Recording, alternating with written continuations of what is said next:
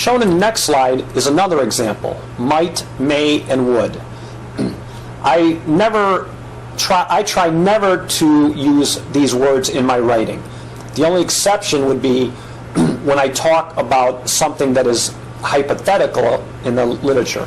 For example, I would say the purpose of the mitochondrial DNA may be to replace the proteins that are damaged in the electron transport chain due to the action of free radicals very rapidly.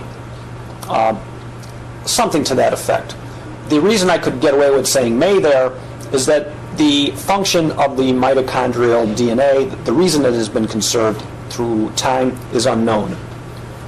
But when you're talking about your results, you want to say and make confident statements. When you say, this might indicate that, well, this is not a confident statement. This indicates is a very confident statement. When you say this might indicate, this shows doubt, and reviewers immediately recognize this.